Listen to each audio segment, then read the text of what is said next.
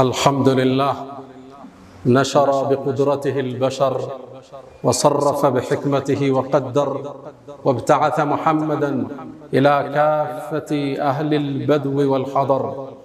الحمد لله رب العالمين حمدا طيبا طاهرا مباركا فيه مباركا عليه، ملء السماوات وملء الأرض وملء ما بينهما وملء ما شاء ربنا من شيء بعد. أهل الثناء والمجد أحق ما قال العبد وكلنا لله عبد. أشهد أن لا إله إلا الله وحده لا شريك له، له الملك وله الحمد وهو على كل شيء قدير. يا من كلما نودي أجابا، ومن بجلاله ينشئ السحابا، ويا من كلم الصديق موسى كلاما ثم ألهمه جوابا، ويا من رد يوسف بعد در إلى من كان ينتحب انتحابا، ويا من اختار آل عمران وجازاهم بما قدموا الثوابا، ويا من خص أحمد باصطفاء وأعطاه الرسالة والكتابا. أشهد أن سيدنا وإمامنا وقرة أعيننا محمدًا عبد الله ورسوله، البشير النذير والسراج المظهر المنير، خير الأنبياء مقاما وأحسن الأنبياء كلاما، لبنة تمامهم ومسك ختامهم. ختم الله به الرسالة وهدى الله به من الضلالة وبصر به بعد العمى، فتح الله به أعينا عميا وآذانا صما وقلوبا غلفا. فصلوات الله وسلامه عليه ما اتصلت عين بنظر ووعت أذن بخبر، وسلم تسليما كثيرا. أغر للنبوة خاتم من الله نور يلوح ويشهد، وضم الإله اسم النبي إلى اسمه إذا قال في الخمس المؤذن أشهد، وشق له من اسمه ليجله، فذو العرش محمود وهذا محمد. نبي أتانا بعد يأس وفضرة من الرسل والأوثان في الأرض تعبد، فأمسى سراجا مستنيرا وهاديا يلوح كما لاح الصقيل المهند، وأنذرنا نارا وبشر جنة وعلمنا الإسلام فالله نحمد. أيها المباركون عباد الله، أوصي نفسي الخاطئة وإياكم بتقوى الله. وقد قال تعالى: ولقد وصينا الذين أوتوا الكتاب من قبلكم وإياكم أن اتقوا الله. يا أيها الذين آمنوا اتقوا الله حق تقاته ولا تموتن إلا وأنتم مسلمون. يا أيها الذين آمنوا اتقوا الله وقولوا قولا سديدا يصلح لكم أعمالكم ويغفر لكم ذنوبكم، ومن يطع الله ورسوله فقد فاز فوزا عظيما. أيها المؤمنون عباد الله، زاري بأ الله فكاد የአንድን ትልቅ ቤተሰብ ገድል እናነሳለን። አሉ ዒምራን ቁርአን ላይ ከበቀራ ቀጥሎ ስያሜ ስለተሰጠው ቤተሰብ የዒምራን ቤተሰቦች እነማን ናቸው ብሎም የነሱ የጽዳት መገለጫ ስለሆነችው መርየም አለይሃ ሰላም እናነሳለን። ይህን ርዕስ የመረጥንበት መሰረታዊ ዓላማ አሁን ባለንበት የፈተና ወቅት የሶሻል ሚዲያ አብዮት ወጣቱ ለስሜት ቅርብ እንዲሆን አስገዳጅ ሁኔታዎች ባሉበት ተጨባጭ ቁጥብነት፣ ጽዳት፣ ራስን መጠበቅ በተለይ ለሴቶቻችን ለልጆቻችን መርየምን ዛሬ ተምሳሌት አድርገን እናነሳለን። የብፁዕነት መገለጫ ራሷን የጠበቀች አላህ ያከበራት ከዓለማት ሴቶች በዘመኗ ከነበረው የመረጣት መርየም አለይሃ ሰላም አላህ ያከበራት ያላቃት ሴት። ቁርአን ውስጥ በሴት ስም የተጠራ ምዕራፍ የለም የሷ ስም ቢሆን እንጂ ሱረቱ መርየም። ቁርአን ውስጥ የሌላ ሴት ስም በስም አልተጠቀሰም የሷ ስም ቢሆን እንጂ 33 ጊዜ አላህ ቁርአን ላይ ስሟን ጠቅሶታል መርየም ይያል። እንዴት ቢያከብራት፣ እንዴት ቢያልቃት፣ ምን አይነት ሴት ሆና አግኝቷት ነው አላህ? እንዴት ነው ከፍታዋን የሰቀለው?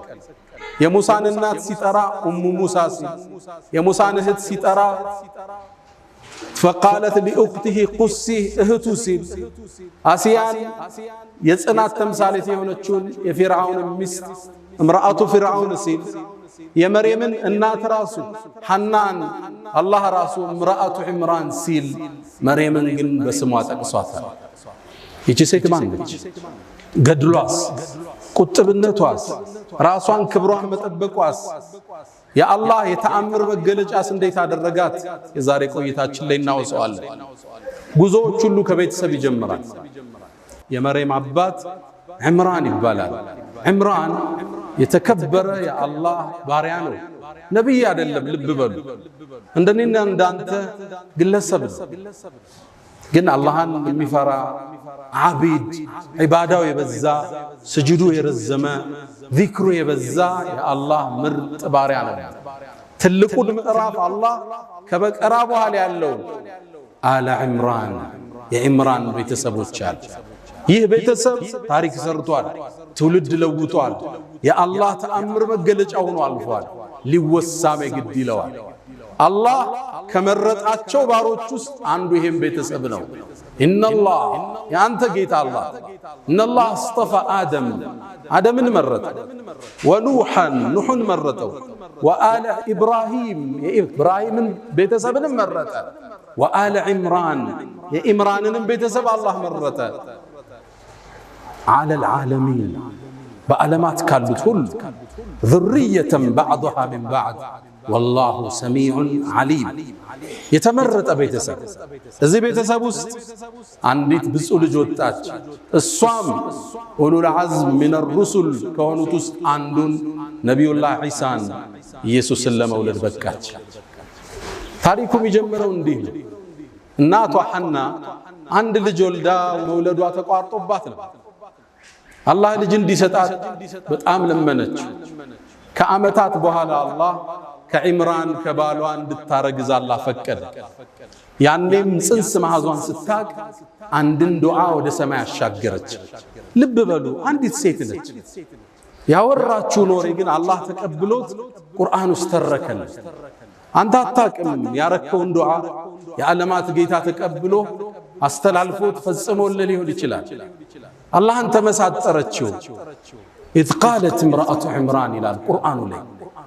ልክ ስትቀሩት ልባችሁ በሐሳብ ይጎላል፣ በትዝታ ይዋኛል። ያን ቤተሰብ ትናፍቁታላችሁ። إذ قالت امرأة عمران إذ قالت ሚለው ላይ ተፍሲሩ اذكر ሚለው ቃል ወድቋል። አንተ መሐመድ የዕምራንን ባለቤት እንዲህ ባለች ጊዜ የሆነውን ለኡመቶችህ አውሳ። اذكر ሚለው ወድቋል ብላለች። ረቢ ጌታዬ እኒ ነበርቱ ለከ ማ ፊ በጥኒ ሙሐረረን ማኅፀኔ ውስጥ ያለውን ጽንስ እኮ ላንተ ነፃ አገልጋይ እንዲሆን ቃል ገባዋለች፣ ሰጥቼዋለሁ። ያንተ አገልጋይ ይሁን ሲወለድ፣ በይተል መቅዲስን መስጅድህን አገልጋይ ይሁን ነይቼዋለሁ አለች። ማ ፊ በጥኒ ማ ምንለው ሐርፍ መውሱል እንለዋለን በነሕው ቋንቋ። ዩፊዱ ልዑሙም ጥቅል ነገር ነው የሚያስዘው። ሆዴ ያለውን የቱሉም ነገር ለአንተ ነይቼዋለሁ። ወንድ ይሁን ሴት፣ ሁለት ይሁኑ ሶስት፣ ለአንተ አገልጋይ ይሁን።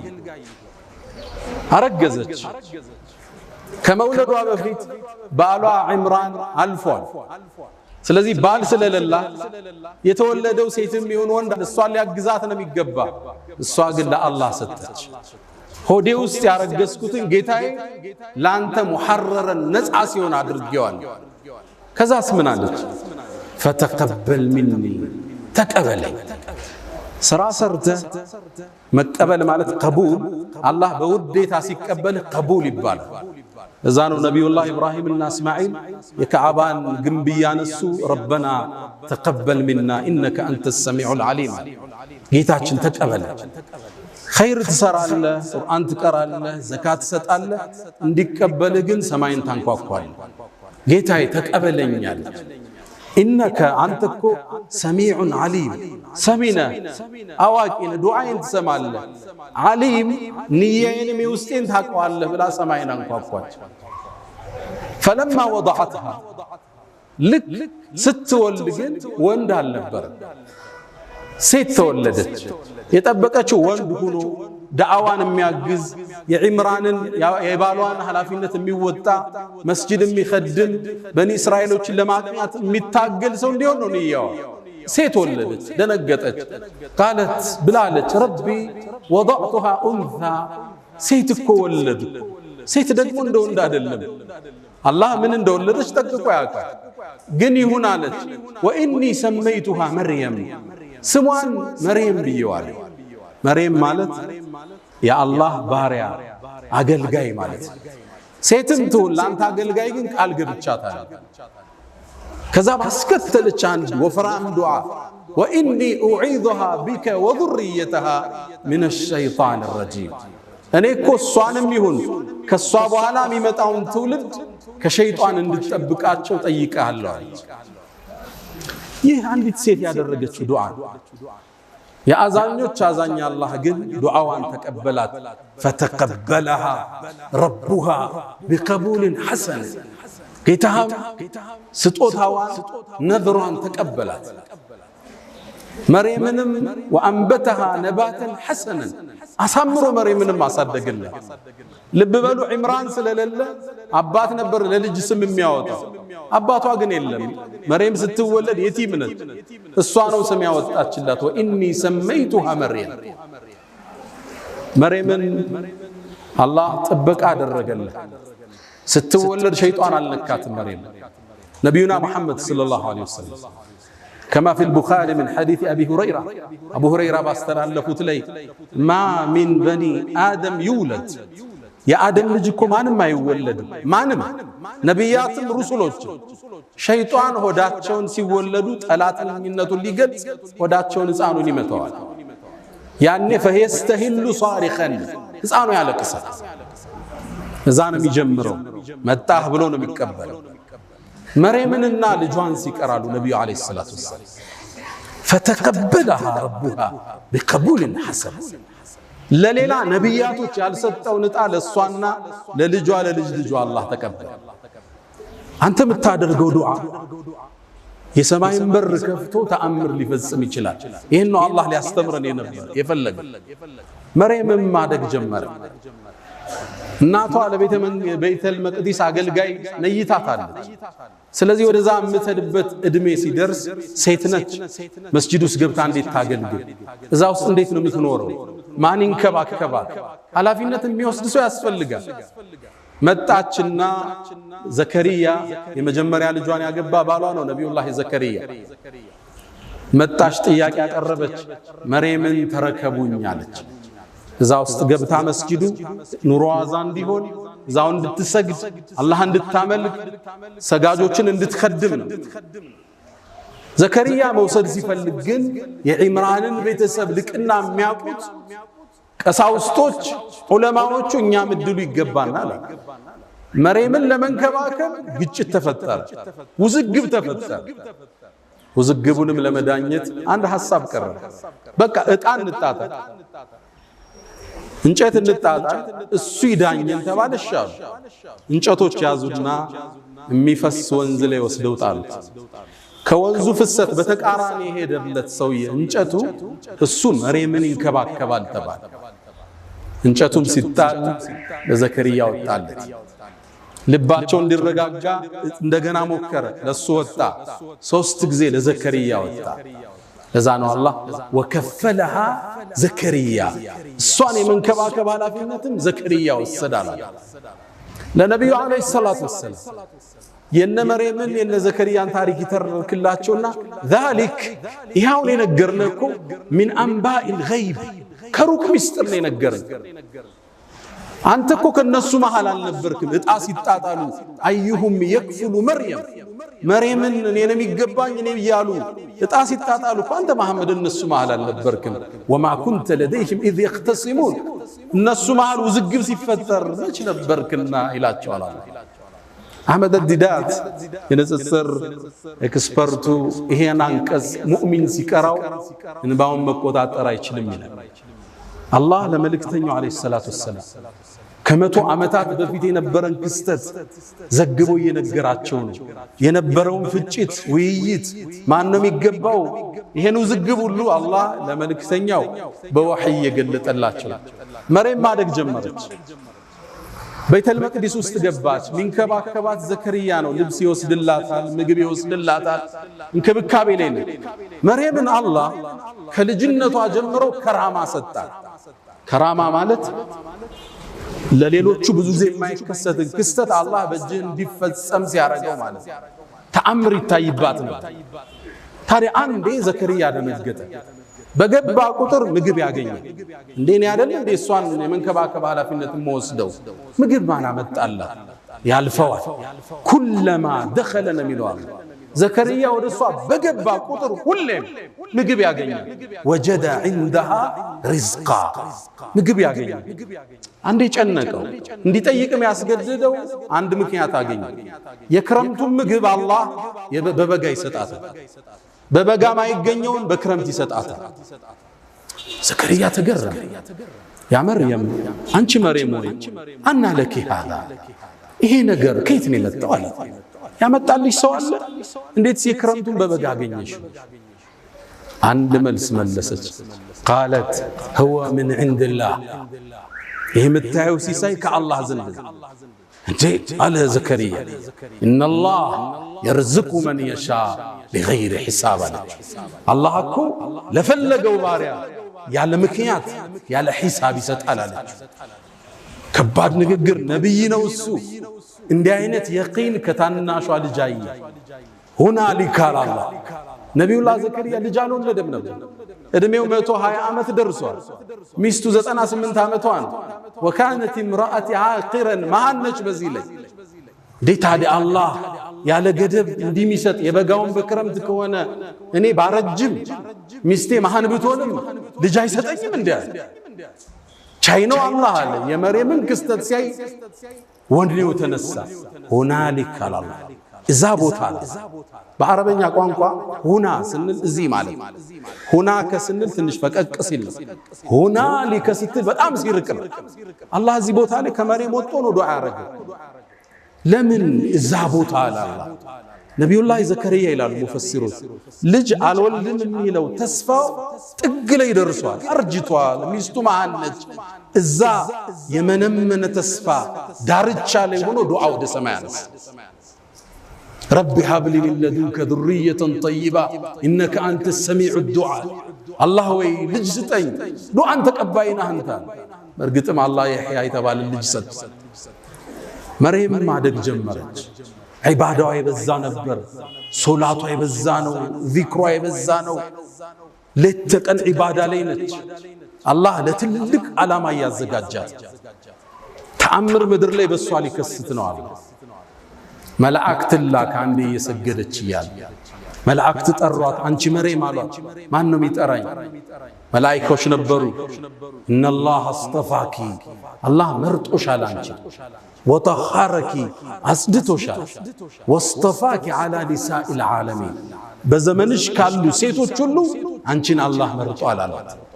ያ መርየም አንቺ መርየም ወቁኑቲ ሊረቢኪ ወስጁዲ ወርከዒ መዐ ራኪዒን ከሰጋጆች ጋር ኢባዳሽን ጠንክሪ ለትልቅ ዓላማ ታጭተሻል አሏት መላእክቱ።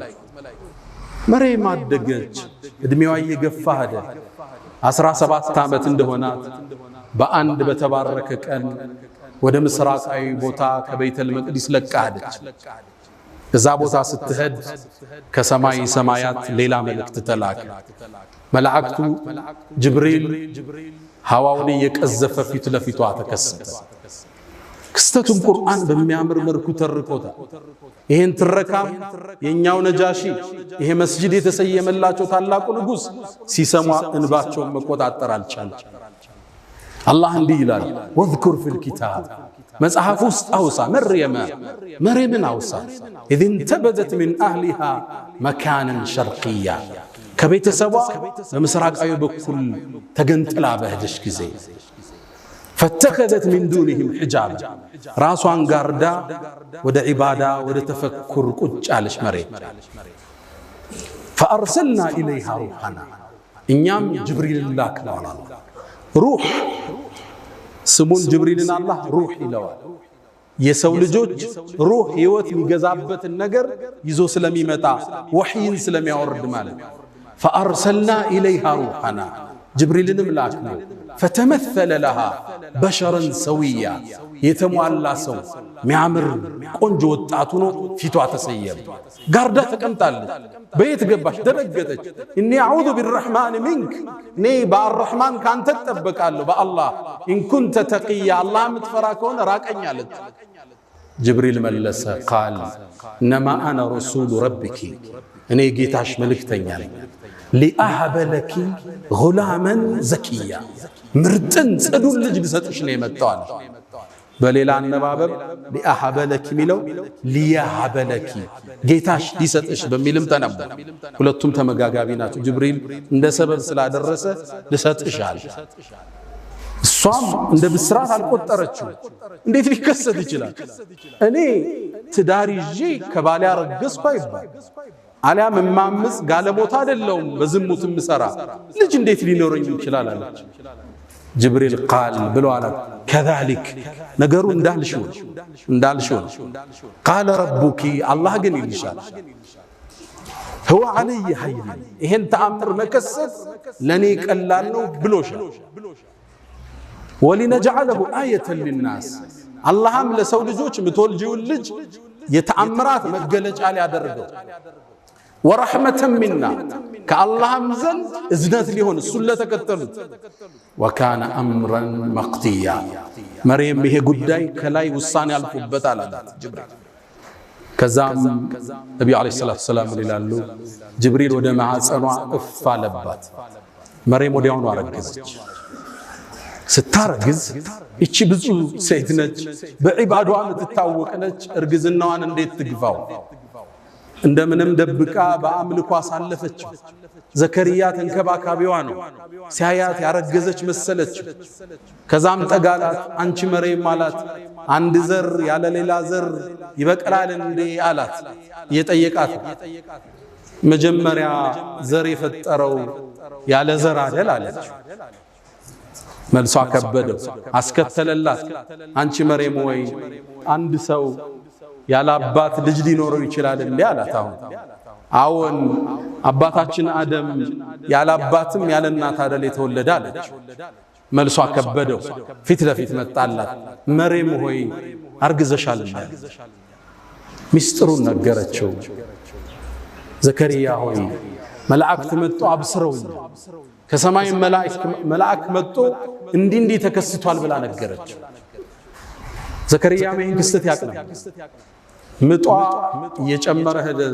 ማንተኗ እርግዝናዋ በትክክለኛው የሙፈሲሮቹ ንግግር 9 ወር ቆይታለች የመጨረሻ የመውለጃ ጊዜዋ ሲደርስ ተገንጥላ ከቤተሰቦቿ ራቀች አዋሉኝ እንዳትል ከማን አረግስኩ ልትል ታገሺ ብሏታል አላህ ተአምር ሊከሰት ነው ብሏታል ብቻዋን ርቃ ሄደች መካንን ቀሲያ ነው ብለዋል ከዛም የደረቀ የቴምር ዛፍ አለ እሱን ተደገፈች ምጡ መጣባት ልብ በሉ የ17 ዓመት ወጣት በዚህ ላይ ድንግል ነች አዋራጅ በዙሪያዋ የለም ምጡን ብቻዋን ያማጠችው ምጥ ከባድ ነው ድንግል ለሆነች ሴት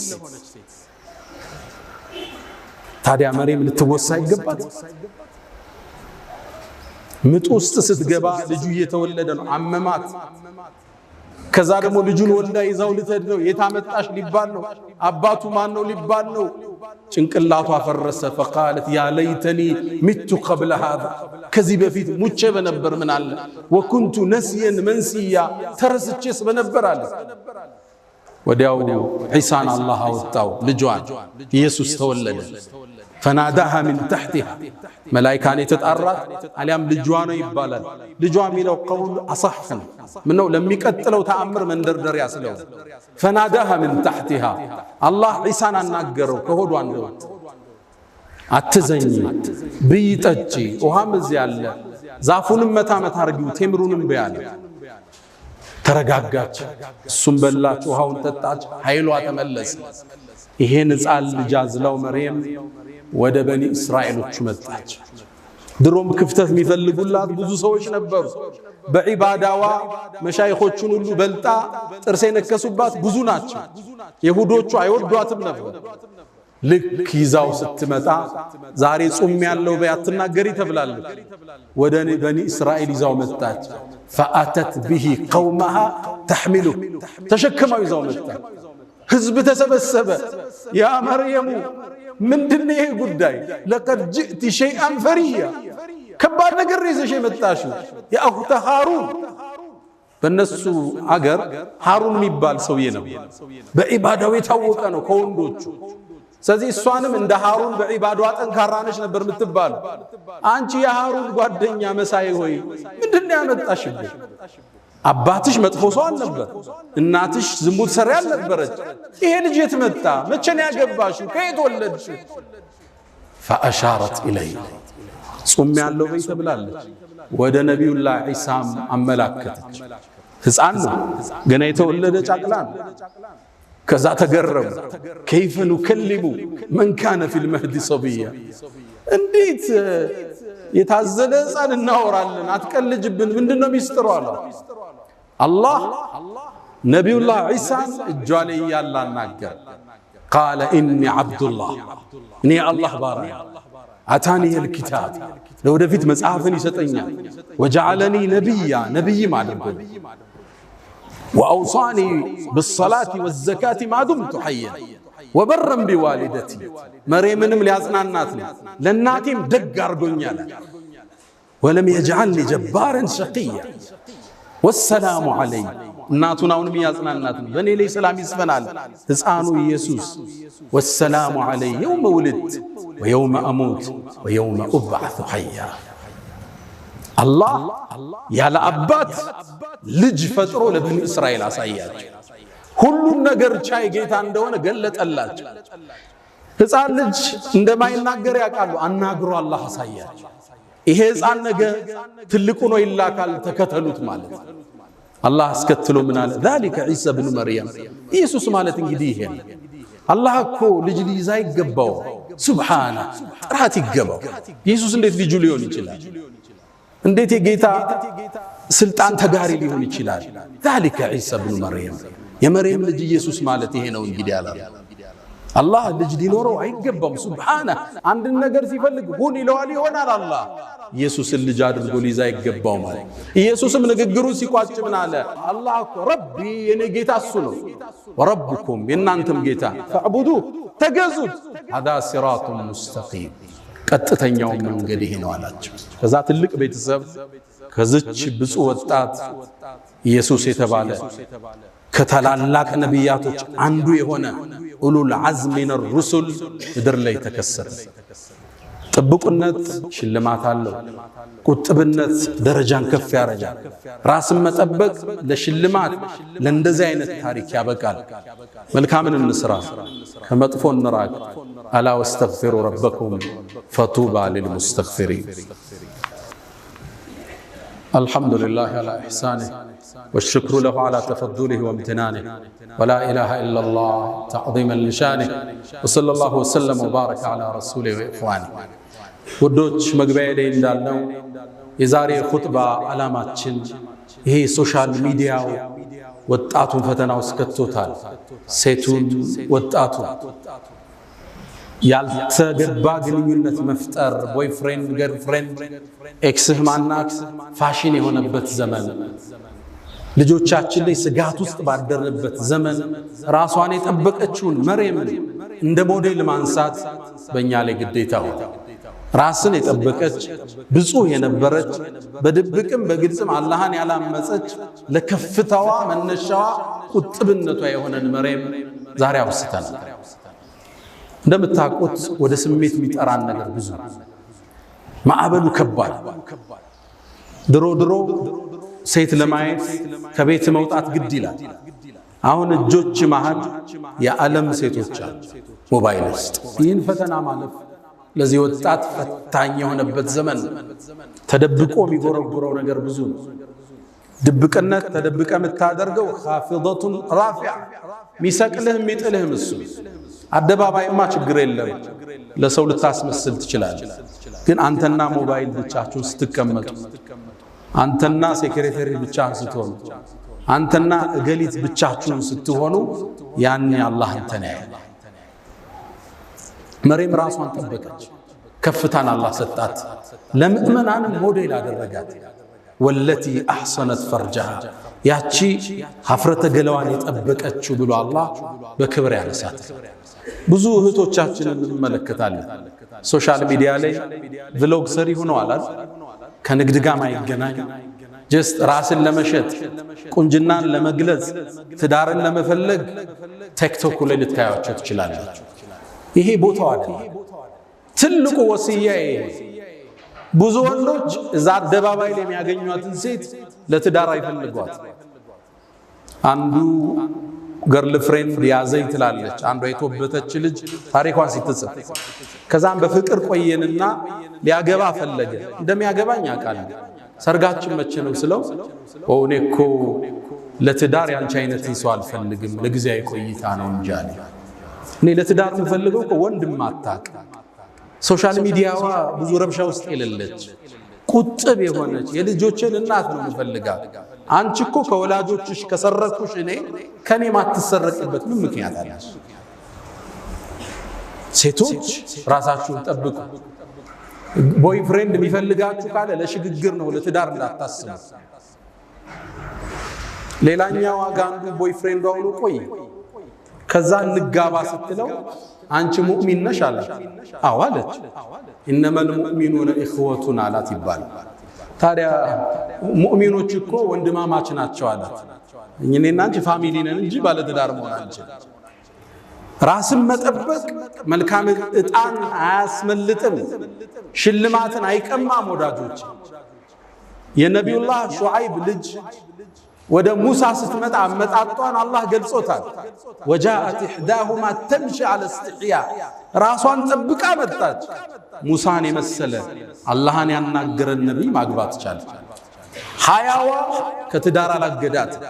ቁጥብነቷ ታላቁን የአላህን ነቢይ በማግኘት ልትሸለም ተደረገች። ትልቁ መልእክት መርየምን ያነሳንበት ራሳችን እንጠብቅ።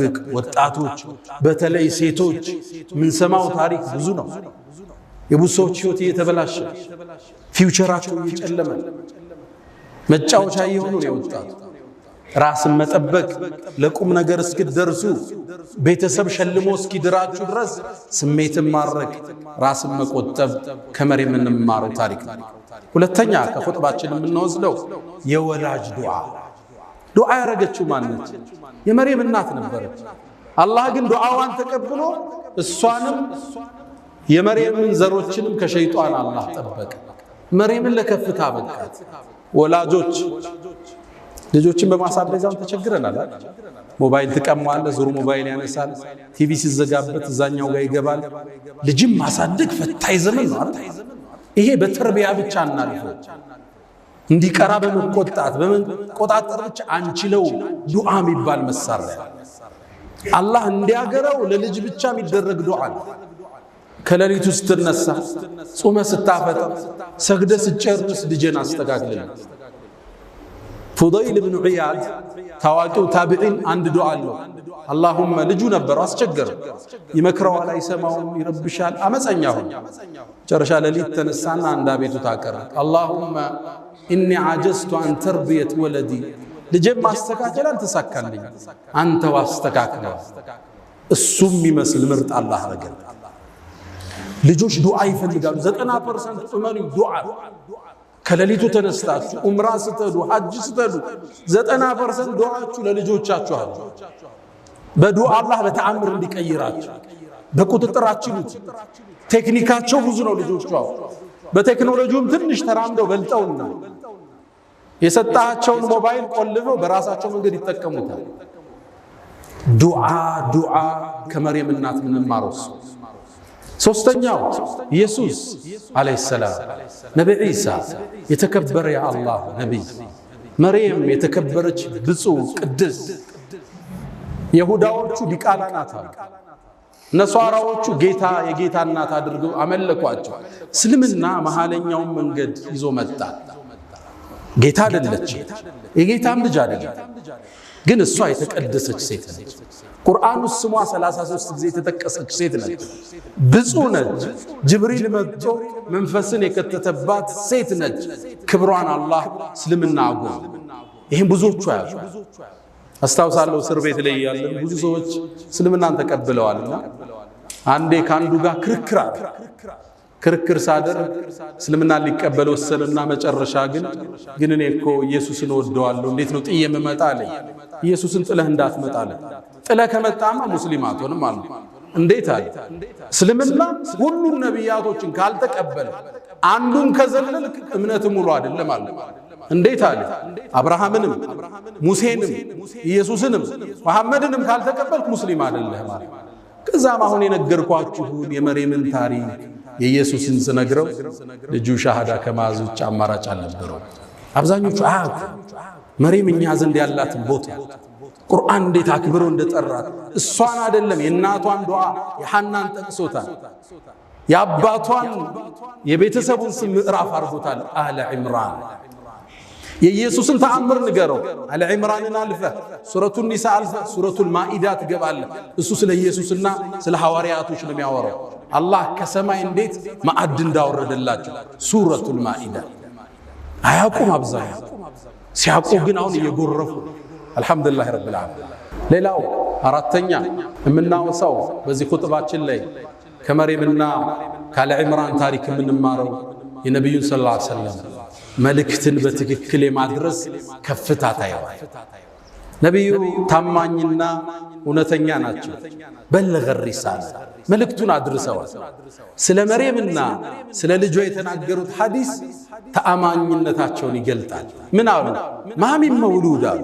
ቡኻሪ ላይ አቡ ሁረይራ ባስተላልፍ ዘገቡ። ማንም ሰው እኮ አይወለድም ሸይጣን ሲወለድ ሆዱን የነካው ቢሆን እንጂ የቆነጠጠው ቢሆን እንጂ ያን ያለቅሳል። መርየምና ልጇ ሲቀሩ ማንም ማለት ነቢያቶችን ሁሉ ማለት ሩሱሎችን ሁሉ ራሳቸውን አላካተቱ። አዎ ነቢዩ ከመርየምም ከዒሳም በደረጃ ይበልጣሉ። ነቢዩላህ ኢብራሂምም ይበልጣሉ፣ ሙሴም ይበልጣሉ። ግን እቺ በእናቷ ስፔሻል የተሰጣቸው ሽልማት ነው። ነቢዩ ራሳቸውን አላካተቱ። ስታስተላል በውሸት መድመቅ የለብህም። ያልተሰጠህን ወደ ራስ መጎተት የለብህም። የነቢዩ ሰለላሁ ዐለይሂ ወሰለም የአማና ጥግ እዚህ ሐዲስ ውስጥ ታገኘዋል።